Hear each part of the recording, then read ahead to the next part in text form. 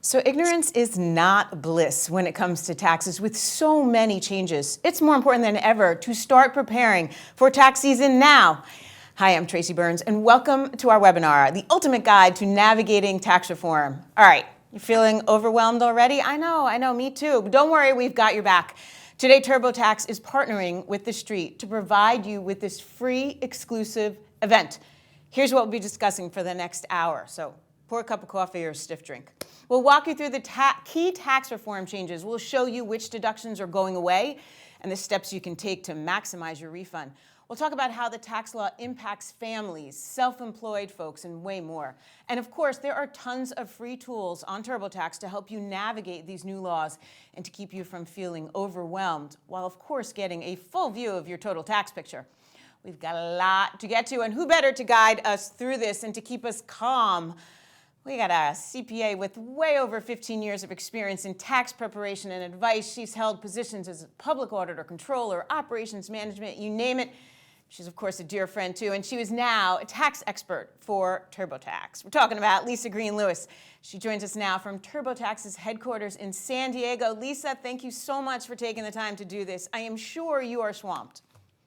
Thank you for having me. Yeah, it's pretty busy right now. I'm sure.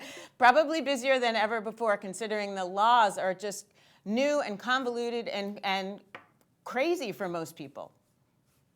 Yeah, it's busy. It is, but we're helping people. We've been helping people since the law passed, actually, since 2017. We've been providing tools and content and everything you need so you know how tax reform impacts you. And it does, because it's going to impact a lot of people. So before we get to your fantastic advice and tips on how the reform and the laws are going to impact our viewers, we have to set the scene for people. People need to understand why it's super important to be informed. Now, you guys at TurboTax did this survey. I know it was back in the summer, but it's still fascinating to me that really says it all when it comes to Americans and their taxes. Because let's face it, we'd all rather plan like the next family vacation than even think about doing a tax return. So interestingly, 76% back then in August did not know about some of the changes.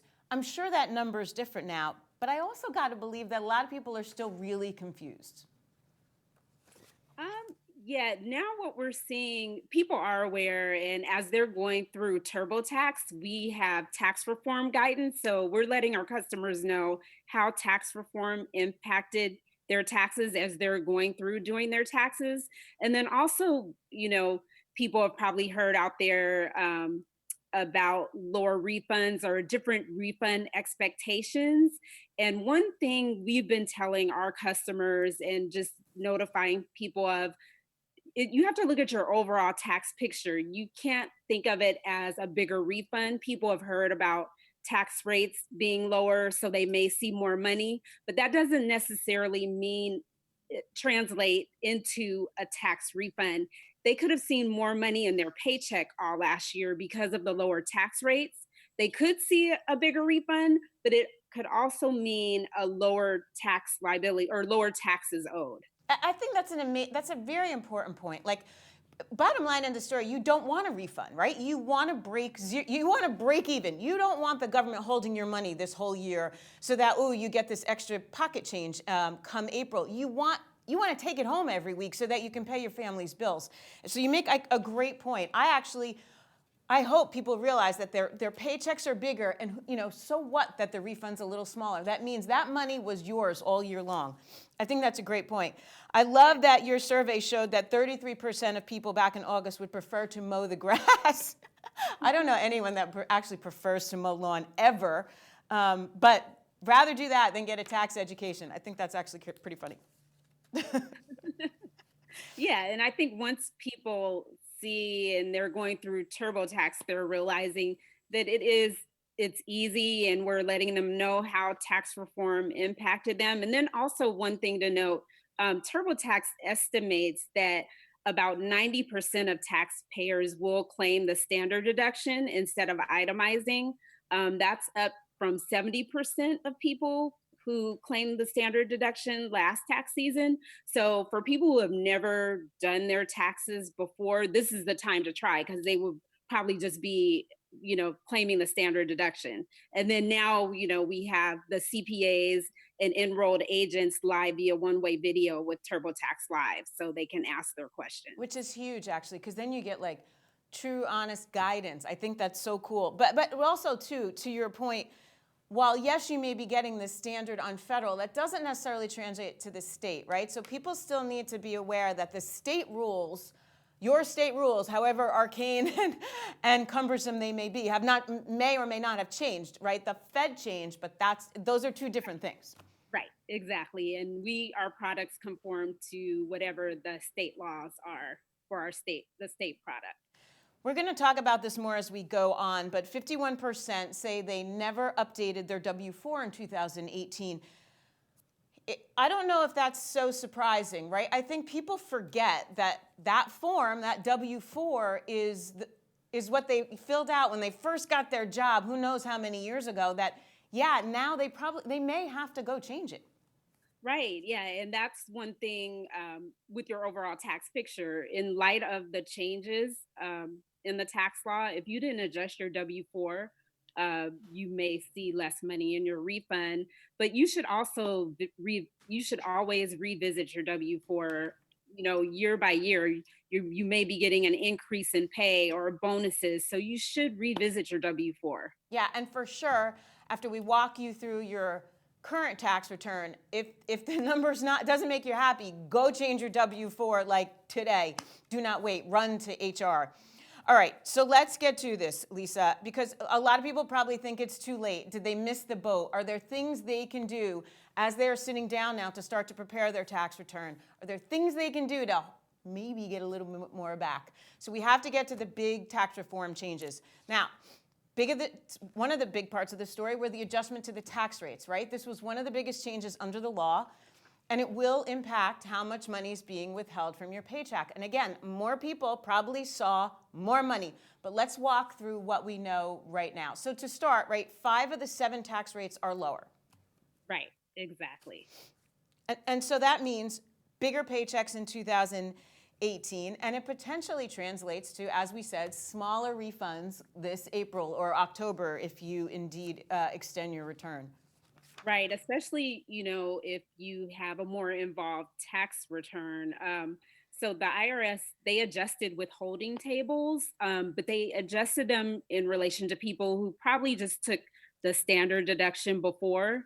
But if you have any, like a more involved situation, dependents, you claim some of the deductions that we'll talk about later that were eliminated, like miscellaneous itemized deductions, then you definitely needed to adjust your W-4.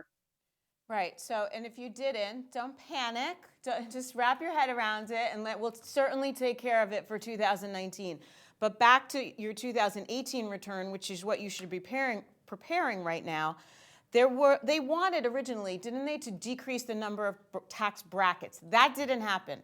So what we got were just lower rates in the 7 that were existing. Yes. Yes. It's still the 7 rates, and they reduced 5 of the 7. Right. So people should understand that. Okay. So now let's move on to the big changes in these deductions. And you had already alluded to this standard deduction. So more people probably than we've seen in a very long time will be taking the standard deduction this year because it doubled, right? Can you explain that to us? Right. Yes. So for single taxpayers, it went up to $12,000. It was $6,350. And if you're married filing jointly, it doubled to $24,000, and it was $12,700. So almost double. And also, with certain eliminations of itemized deductions or the cap, for instance, if you're a homeowner, the cap on the amount of property taxes that you can now take, you may move over to standard deduction because your itemized deductions are not more than the standard. Right. So for people that really spend a lot of time on Schedule A and had a load of deductions, I think they're going to see, and this is why you and I have talked about this before, I think everyone should take the time to do their returns themselves, or at least try, because then you really understand what's going on here. Otherwise, sometimes it sounds like you're learning a new language, right? But a bunch of the stuff on Schedule A is eliminated now. So I would think the form should look a little bit simpler. Well, they did make a change to the tax forms. And so if you just claim standard deduction, it's one form, the new 1040 form. They eliminated the 1040A and 1040EZ, but then they added 6 schedules depending on what you have. So if you have a business, you would your business income would go on Schedule 1, or depending on if you have various deductions, your deductions would go on those different schedules instead of the 1040. So it's changed a little bit. But for people that have just standard deduction, probably W-2 income, they would be on that new 1040 form only. This is why I've walking through like products like yours. It's that you just prompt the questions. People just have to fill in the answers, and the numbers just magically plop on the forms they belong, and that's huge help this year. Exactly. You don't know. We don't make you know anything about forms or the tax laws. Just ask you the simple question and do the calculations on the back end and put that information on the correct forms. And also, we were talking about people switching to standard deductions. So what we've done in the product, we ask those key questions up front about your, let's say, your itemized deductions if you're a homeowner, or other itemized deductions like charitable contributions. We'll ask about those up front. And if they don't add up to more than the standard deduction, we give you the deduction that gives you the biggest benefit, the standard deduction, and we don't have you walk through a bunch of screens entering that information. So eliminating data entry. That's great. Cut to the chase. I'm all about that. All right, one of the things, though, that we have to talk about are the elimination of the personal exemption. So that's like right at the top on your 1040. We were, in the past, all getting these personal and dependent exemptions. Those are gone now, aren't they? That is gone. So it was $4,050 in 2017 per dependent, per taxpayer, and if you had a spouse. So yeah, that is gone now. But they did add, they doubled the child tax credit. So that went from $1,000 to $2,000. So you still get the credit for your kids under 17, but you no longer get the personal exemption of $4,050 for you and your spouse. Right, and so somehow, this crazy math somehow works out, right? That although I'm not getting the personal exemption, because $4,000 sounds like a huge number that I just lost, hopefully, because the child tax credit increases from $1,000 to $2,000 per child, plus this new credit of $500 for non-children dependents, just maybe it almost feels like it evens itself out a little? It could, because credits are worth more than deductions. So credits are dollar for dollar against the taxes that you owe. So for instance, say you had a $2,000 tax liability and then the $2,000 credit, that would totally wipe it out. But if you have a deduction of $2,000, that just reduces your income. So if you had $50,000 income and a $2,000 deduction, you now have $48,000 income, and then you're taxed on your tax rate. Right. So at the end of the day, a credit is better than a deduction all day long, right? So like, try to maximize those for sure. But the child tax credit, the rules surrounding the child tax credit are still the same, right? It's still the same age limitations and all the stuff that held in the past. So 14, right? So under 17. Under 17, excuse me. For child tax credit. And that's all the same. And the max now is, as a single parent, once you start making $200,000, it starts to eliminate. Yes, but they did increase that max. So as you said, 200,000 if you're single, 400,000 married filing jointly, which was a big increase. So more people are able to claim the child tax credit that were not able to claim it before. Yeah, as someone who has claimed these credits for a lot of years now, it's a huge increase, actually, because it was the number, the AGI, the adjusted gross income number was really low on those.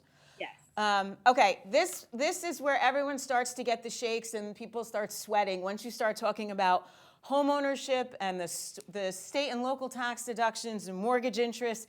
Everyone thinks it all went away, so we need to clear the air on this. So let's start with, there's a $10,000 limit now for state, local property, income, sales tax, all that. Previously, it was basically fully deductible. So let's talk about what happened here. Yes. So now, as you said, the state and local income tax, or your sales tax and your property taxes, before you could claim all of that in aggregate, there was no limitation. But now the total can only be $10,000. And that's why we were saying some people may move into standard deduction now because they will not have as big of an itemized deduction. So this is just to be clear, right? So for you and I who live in ridiculously high state tax states, it's state, local property tax. So that includes my real estate taxes? Yes, it includes your real estate taxes. And then if you would claim your state income tax withholding, which that could be huge, it's that as well added together. And it's all added together, and sales tax included. So if you happen to, I don't know, bought a high ticket item, a boat or something, and you had this sales tax, that also goes in there. Right. You compare the two because before, so you could claim state income tax or sales tax, one or the other. Right. So it's one or the other plus your real estate, your property taxes. So, and it's still separate, one or the other, state, local real estate and sales. Those are still separate. Still separate. You choose one or the other. But either way, 10 grand. 10 grand total. That's it. It's making a lot of people, including myself, sweat right now, and the air conditioning couldn't be higher. So but again, this is why everyone is hoping this higher standard deduction is going to make up for that difference, right? Right. They're hoping the higher standard deduction, the lower tax rates. Also, one thing that happened with itemized deductions, there's no more limitation based on your income. There was a limitation on how much itemized deductions you could take. Yes. Depending on your income. That went away. So that's something. Because there used to be a limit on your adjusted gross income. Okay, now here's another one that, again, makes people sweat, is the mortgage interest. But I feel like this one, it needs to be explained, because if you have a previous mortgage, you're fine, right? You're completely fine. Yeah, and if you have a new mortgage or refinance, it's just different limitations. So under the new law, your mortgage interest deduction is based on a loan amount of $750,000. If you purchased a home or have a new home loan after December 15th, 2017. If it's prior to that, you're grandfathered into the old law. So your home mortgage interest is based on a loan up to $1 million.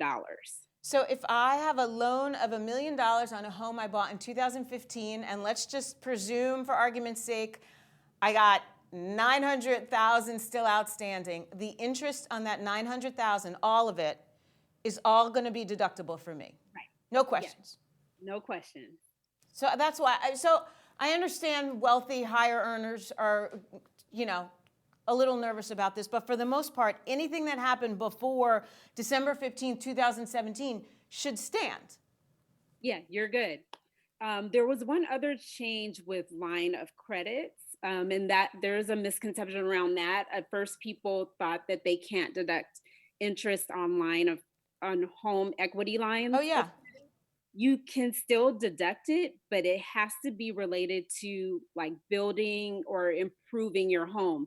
It can't be a home equity line of credit that you use to pay off like personal credit cards or things like that. Before, you were able to deduct that interest related to an equity line that you got to pay off personal loans. You can't do that anymore. Right, because people would take out home equity lines to pay for college and things like that, right? So, but if I did this HELOC or this home equity line of credit before December 15, 2017, I'm good. No, that totally changed. It did change. Yes. So the rules around home equity lines of credit, the interest is still deductible? It's still deductible, but only if you use the loan to build or improve your home. And then the full amount is deductible. For the interest. Right. Yes. Yes. Well, that's good news too. So, and are there limitations on the line of credit you can take going forward? Or as long as, if it's a $2 million line of credit and I use it all to build and improve my house, I'm good? No, there are limitations on that. It There was are. at 100,000 line of credit, That ma- $100,000 line of That credit. makes way more sense than me deducting the interest on $2 million. Okay, that's fair. So, but either way, people shouldn't be panicking about these home equity lines of credit like I think a ton of people were. I think there was a lot of misconception on this, so I'm so glad we're doing this because people now can understand that you don't have to totally panic. Just maybe if you happen to go buy a $2 million condo on the beach going forward, you might have some limitations. Yes, exactly. Or maybe you might consider, buying one cheaper or in a different area or putting more money down if you can. There you go. There's definitely some planning involved around that. Okay, now we also mentioned that Schedule A had a ton of deductions that were eliminated, and one of the big ones was miscellaneous itemized deductions, and that's like a big catch-all for a lot of people, right? That's where you threw in a ton of stuff, like your unreimbursed work expenses, tax preparation fees, things like that. That's all gone though, right? Yes, it is gone.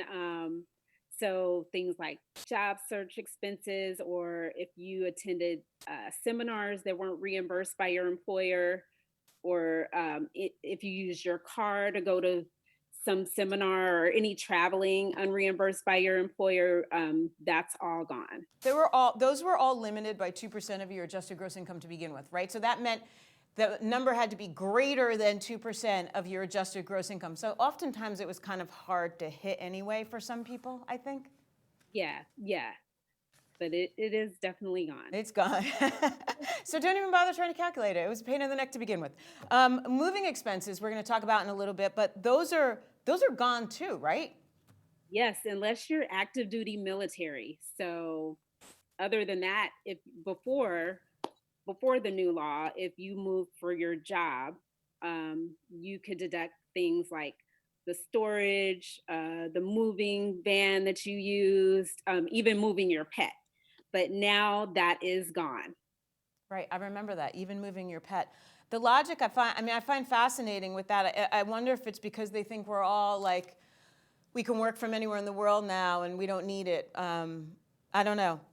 And there's things you could do. I mean, you could just make sure that your employer does reimburse you. Talk to them about reimbursing you for all of your moving expenses. And then I guess just thinking about the bright side that you could deduct your home mortgage interest and your property taxes. So those are some things to think about. Right, right. As you're paying, thousands of dollars to get your dog across the country, make sure you make sure you negotiate before you move. Yes. We've talked about, and just as a reminder to people, we talked about the difference between a deduction and a credit. But again, you want to maximize your credits. Deductions they're eligible expenses, but they're not dollar for dollar at the end of the day. So we want to make sure we maximize our credits. So with that, before we start moving forward and talking about how to maximize our credits going forward, just making sure I didn't miss anything along the way here. Lisa, if there's something that I missed, just scream. I think, yeah, we've talked about a lot of the changes. Big ones, right? Self-employed have some big changes, but we may get to that later. Yep, we'll get to that for sure. So maximizing, let's talk about the kids a little bit. How do we maximize the kids? Like I have 3 of them. I mean, sadly, one of them is too old to get me anything back on my tax return. But what do we do? I mean, we still have this $2,000 child tax credit now, so that's huge. What else can we do with our kids?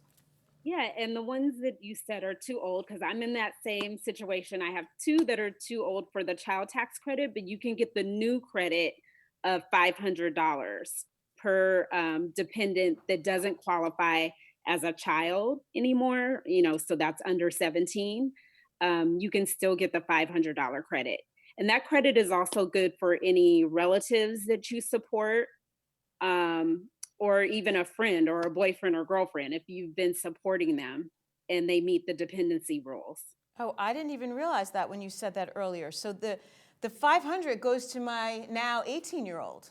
Yes, yes, Ah, well, I love him again. Now I get something back for the kid. God bless him. yes. We didn't talk about the earned income tax credit much, actually. That was increased as well, right? Yes, so that increases every year. There's like an inflation adjustment Yep. for earned income tax credit, and that is a huge credit that a lot of people do miss. The IRS reports that 1 out of 5 taxpayers that are eligible actually miss that credit. And if you're a family with 3 kids, that credit can be up to $6,431. So Yeah. that's huge. It's huge. Everyone should pay attention to that. The other thing is childcare. I know many of us, I don't have it anymore, but when they're little, you think you're working, your whole paycheck just goes to childcare. And that's up too, isn't it? Yeah, so the child care credit, that is 1,000 up to $1,050 for one child and up to $2,100 for 2 or more kids. So you definitely want to look into getting that if you're paying for childcare. You definitely do. And make sure you get the tax identification numbers of the facilities that your kids are at. Even like summer camp counts, right? If you need to send them to go to work, include all that stuff. Right. I was going to bring that up. Like summer camp, even sports camps, if you're dropping them off so you can work, that definitely counts. It better count. That stuff is so expensive. I'm telling you, some days, there were years where I thought I only worked to entertain my kids. Right. All right, let's get back to our older ones right now. So college, the lifetime learning credit and the American Opportunity Credit, those are all still intact? Those are still available. So the American Opportunity Tax Credit is $2,500 per dependent, and that's for the first 4 years of college. The Lifetime Learning Credit, now that's available even if you're not working on a 4-year degree, and that's 2000. It's a $2,000 credit per tax return. And that one is even good like for the taxpayer. So if you want to take a class just to improve your skills, get that promotion you wanted to get, you can take one class and possibly get that $2,000 credit. So does that 2000 apply to like automotive school, training schools like that as well? If a child decides he's not going the college route? It can be vocational schools for the Vocational. lifetime learning credit. Right, great. And the 2500 for student loan interest still intact?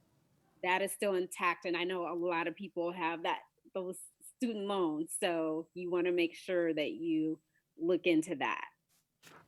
This is going to sound crazy, but you and I have kids who are in sports and have been in sports all these years. All those showcases we paid for over the years to like get our kids in front of college coaches and things like that. Can any of that be included, or am I just reaching here?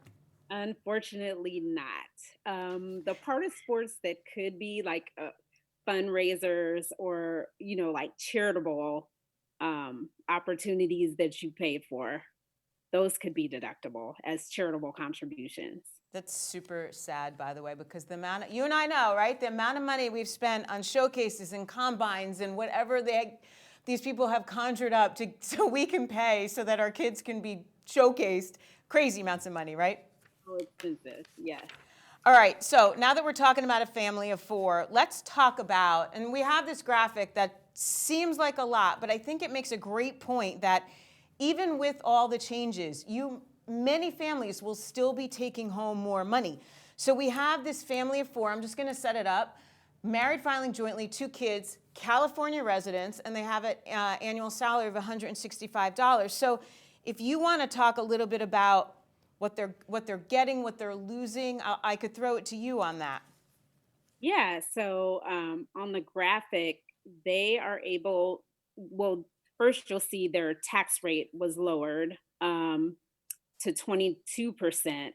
And that's where we talked about they probably started seeing more money in their paycheck. So when you get to the end of it and you see what their overall tax picture is and how much money they're going to be getting back, you have to think about it could have been in their paycheck. It's not necessarily their tax refund. Right. And then they have two kids, and this family of four, they were able to take the dependent exemption and the personal exemption. So that went away. And that's where you see the little over $16,000 going away and being eliminated. And on the graphic, it now shows zero under that category. But then you do see the child tax credit for each child doubling, and it's $2,000 each. So they're getting the total $4,000 credit. So that does help them some. Right, and I think that's why, like, sometimes it's a little jarring, especially when you look at a graphic like this, that I just lost a $16,000 exemption. I feel like I'm getting the shakes just thinking about that, because this is not far off my situation, even though I'm in Jersey and not married. But to know that at least you're going to get it back for the kids, even the older ones, to know, to your point, that at least the tax rate is lower overall. And like you said, many of us are going to end up falling in that standard deduction, right? So all these years of collecting receipts and things like that, at least for the federal, you may not need to do that. Right, right. Again, though, I do think, and I'm sure California is the same as New Jersey, you might need it for them. So we do still have to keep track of all this stuff, because many of the states do not follow the federal return. Exactly. Yeah. So you should still keep your receipts, but like I was saying with TurboTax, we'll let you know up front on your federal whether you still need to go through and fill out all of those the different screens. Right, which is a huge, huge, huge help. And again, this is why I think it's an exercise so many people should do, because you get a sense and at least you understand. And the beauty now, right, is you can get someone live on the phone to ask if you have questions. Yeah, they're actually through video with TurboTax Live, so you could connect live with them. You can see them; they can't see you. You can be in your pajamas. You could be drinking wine, and just talk to them about your taxes. They'll guide you through. You can ask as many questions as you want, and they can also review, sign, and file your return if that makes you feel more confident. The TV commercials are really funny, of the kid pretending he's on the yacht. I don't know if Oh, anybody's yeah. seen them. They're hysterical. But can I ask, is there an extra fee for that, to get someone live via video?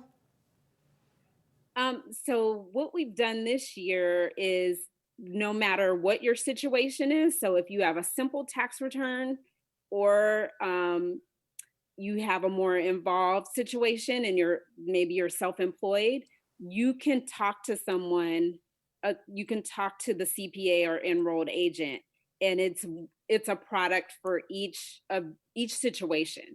So simple situation, they can talk to a CPA or enrolled agent for as low as $49.99. Yeah, so it's included in the package.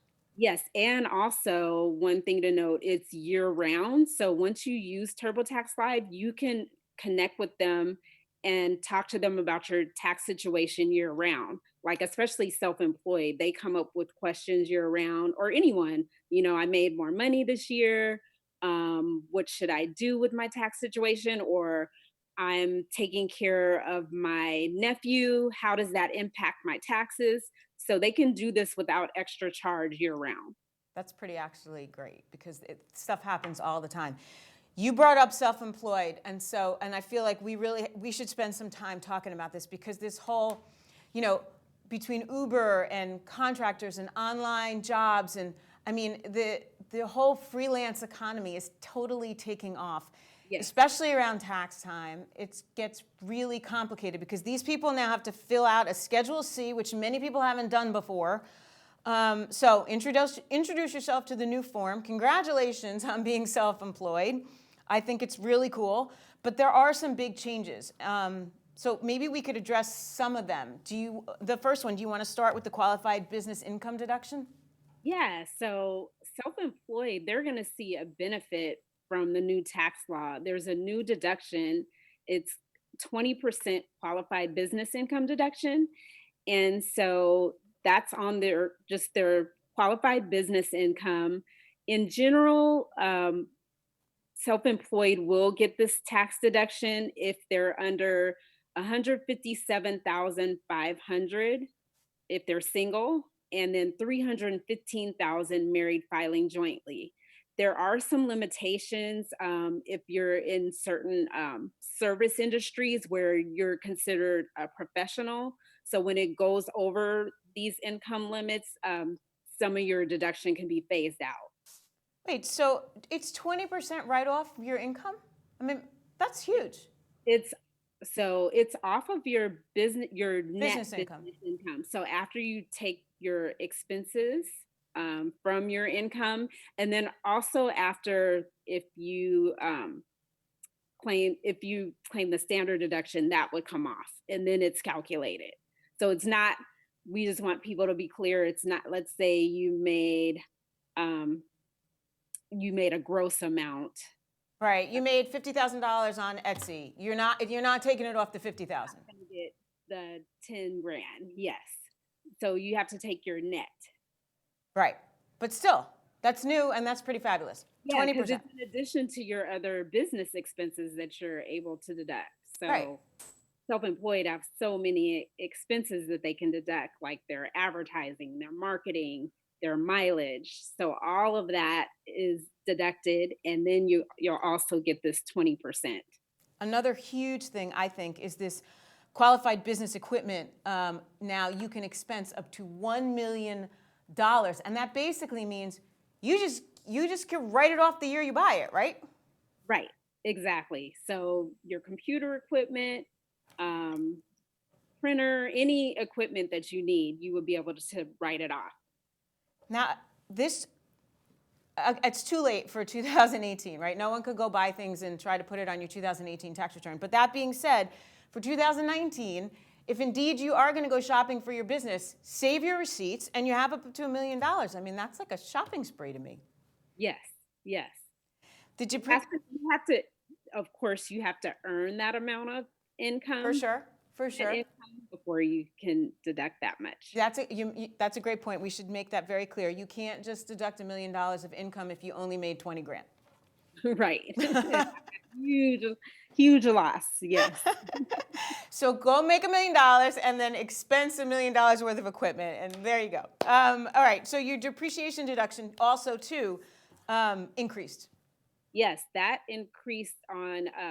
So if you put a car into place for your business and started using it in 2018, the amount of depreciation deduction that you can take that increased to $40,000 over 4 years. It's tiered. There's different amounts per year, but it's up to 40,000 over 4 years. It's still great. I mean, I think there's some great perks for self-employed folks these days, especially because, as we said, this gig economy and this whole notion of freelancing and working for yourself is on fire, and this is what runs our economy these days. So I love that we're giving them a little extra help. Yeah, I mean, had that Intuit survey that we did a couple years ago, but like 1 in 5 taxpayers become self-employed every year. Wow. Wow. It's booming, and we see a lot of people, doing a W-2 job and having a side gig. It's very common. It sure is. I had an Uber driver the other day who had a full-time job, and he just Ubers when he has free time, and I think it's great. We also I know there's a ton of myths that surround self-employed people, and we've been touching on some of them, but I think again a lot of self-employed people are thinking their deductions are going to be reduced or eliminated, and kind of not true, right? It's not true. Yeah, a lot of them, I think when they first heard about the law passing, they just heard about the corporate benefits and didn't hear about the self-employed benefits.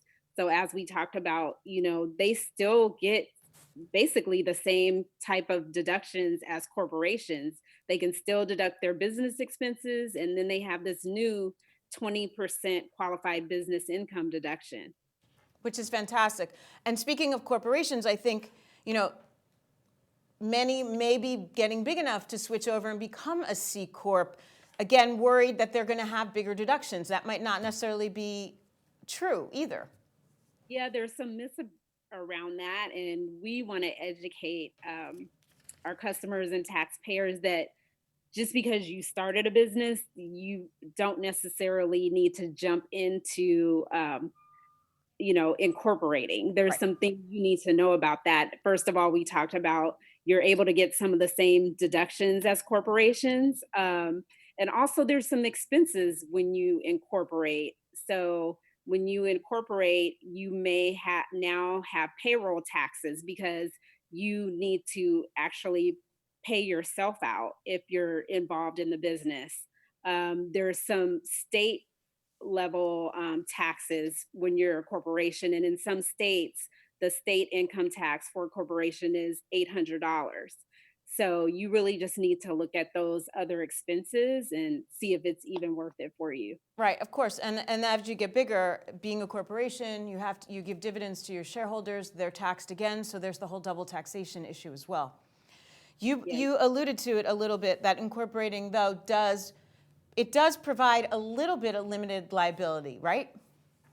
Yes, it does. So it does provide limited liability, but you're still liable for like neglect as far as liability goes. So you just need to be aware of that. Right. So total myth that you're like completely, it's elimination free. Not true.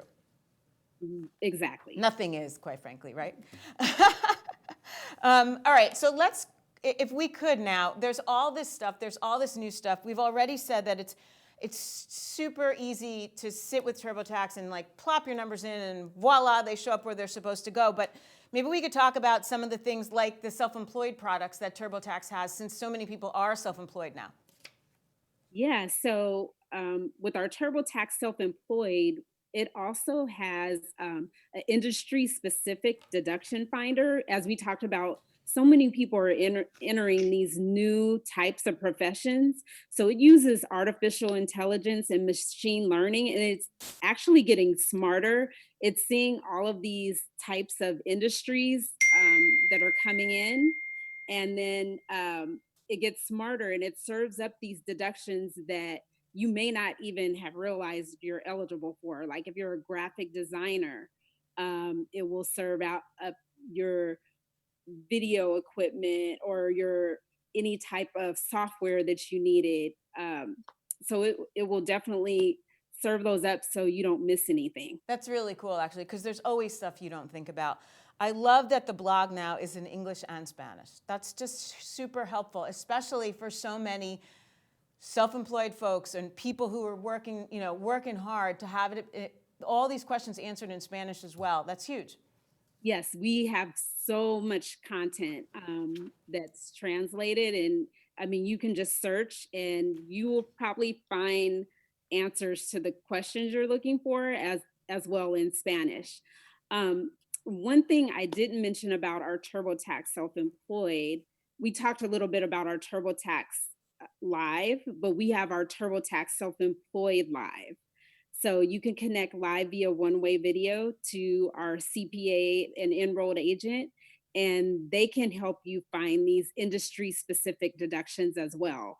And then we talked about we don't close on April 15th, the tax deadline. They are available year-round, which is great for self-employed because they come up with questions about, how do I estimate my taxes or things like that. So they're able to talk to these CPAs and enrolled agents. And by the way, they have an average of 15 years experience.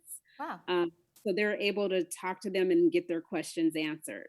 And then they're available in Spanish and English as well. That's really great. That's awesome.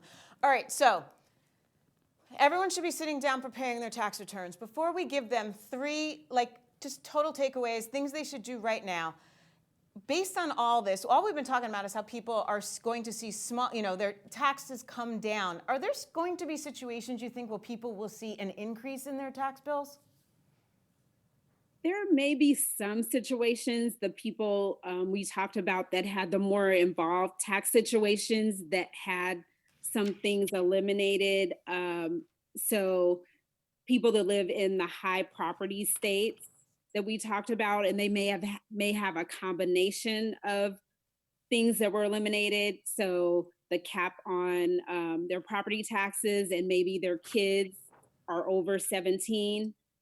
That group of people may see that they owe more, but it also depends on maybe they adjusted their W-4. Right, and if they didn't, that's perfect, because if they didn't, You should go do that right now. So Yes. doing your tax return right now is a great tax planning tool for 2019, because if you are going to end up owing money because of all the changes Lisa just mentioned, prepare yourself for 2019 so you're not out of pocket again when you go to prepare in 2020. All right, Yeah. ton of stuff here, Lisa. So what should I be doing right now? If you haven't filed yet, the first thing you should do, gather all your documents in one place. That's the first thing. TurboTax walks you through, but it's great to have everything all in one place. Don't panic. We'll guide you through. And then if you have questions, you could connect live via one-way video to our TurboTax Live CPAs and enrolled agents. And they can answer all your questions, or they can review, sign, and file your return. Yeah. And also another thing to remember, that millions of taxpayers are eligible to file their taxes for free with our TurboTax Free Edition. So if you just have a W-2 and can claim the standard deduction and even claim the credits for kids, like the earned income tax credit and the child tax credit, you can file your federal and state taxes for free with TurboTax. Which is amazing to like every college kid that has a job and things like that. Just like file it, get it done. You don't have to pay a dime. You do it on your phone and be done. Yep, exactly. And then also remember, if you go through your taxes and you see the taxes, your tax liability is more than you expected, you can still make some smart moves. You can contribute to your IRA. If you're self-employed, to your STEP IRA by April 15th, and you may be able to deduct your contributions. And that's actually a great point too. People should know that is that when you file the date you file your tax return is the last date you can make the contribution to those.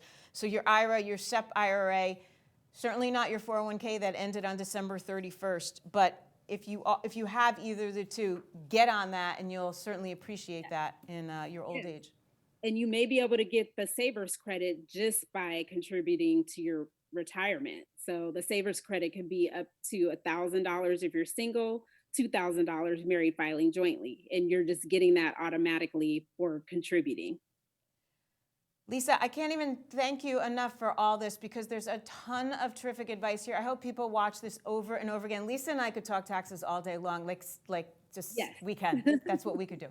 But we're not gonna. So just to make sure our viewers get all the tax deductions and credits they deserve, Lisa was here to help, and of course you know where to find them. Keep your hard-earned cash yourself. Remember, up-to-date minute tips and advice, you got to get them. Head over to TurboTax.com. Follow them, of course, at TurboTax on Twitter. Lisa Green-Lewis, you are the best. Thank you for always joining us and helping our viewers. Thank you. For The Street, I'm Tracy Burns. Good luck out there.